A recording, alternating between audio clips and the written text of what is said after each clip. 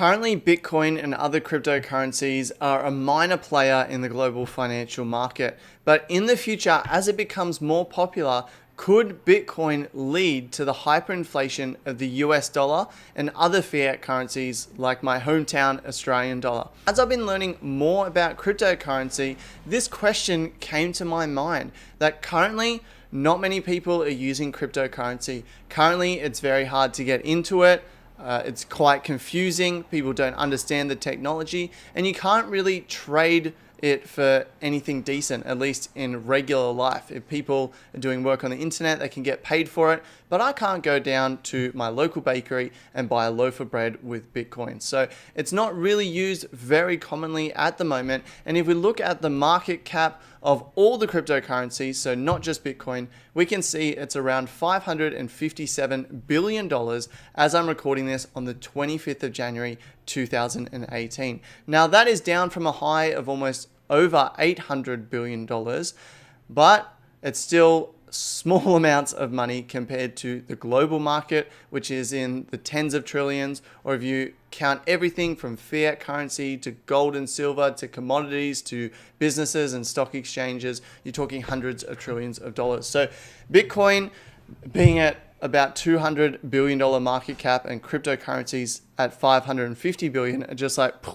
tiny little drop in the ocean that is the global financial market. So currently there's not a huge threat that they're going to cause hyperinflation tomorrow, but let's look forward into the future and ask ourselves, could Bitcoin and cryptocurrencies actually cause hyperinflation of fiat currency in the future?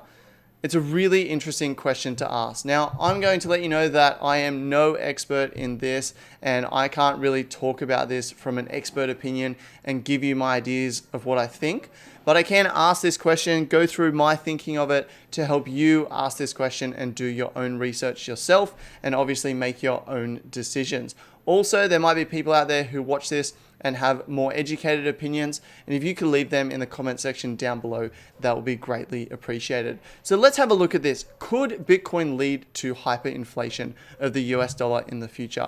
Let's start by looking at what inflation is. So inflation is the rate at which the general level of prices for goods and services is rising, and consequently, the purchasing power of currency is falling.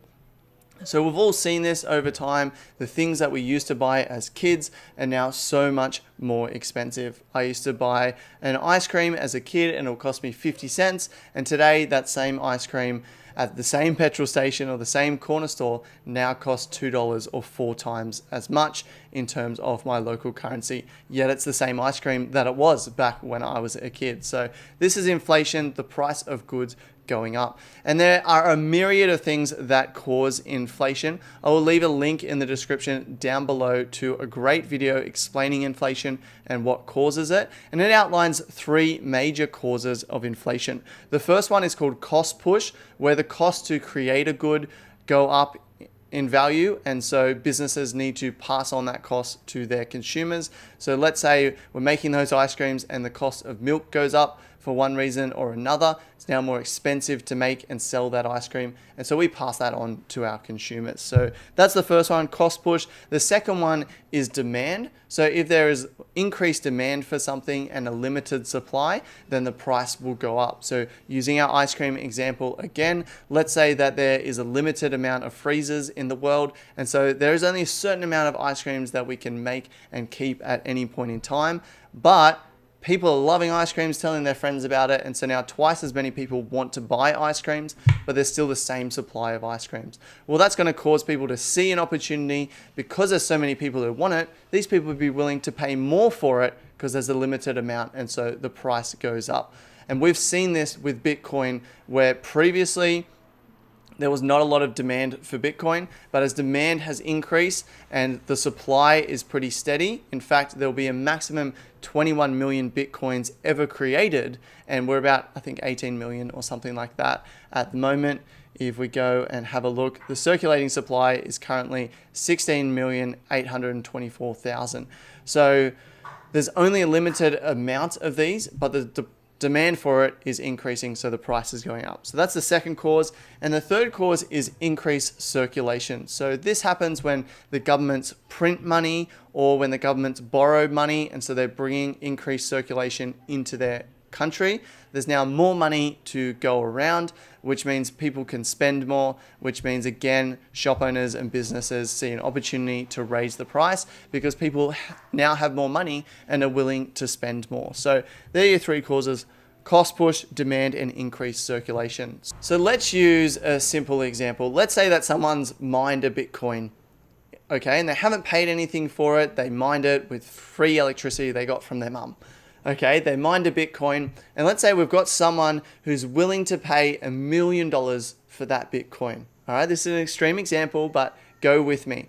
Let's say this person has $1 million in US currency, US dollars, and they give it to the person with Bitcoin, and the person with Bitcoin gives their Bitcoin to the other person. All right, so we still have $1 million US dollars, but we now have a Bitcoin that's worth $1 million because someone's willing to pay $1 million for it. Let's now imagine that in the economy of the US, if I go down to the local grocery store, they're willing to accept either US dollars or the same equivalent amount of Bitcoin. So previously, this person mined a Bitcoin and this person had $1 million, and this Bitcoin is effectively worth nothing. So we've got $1 million of tradable currency in the market right here. But as soon as someone decides this Bitcoin's now worth $1 million, we trade it, and then both parties are able to spend that.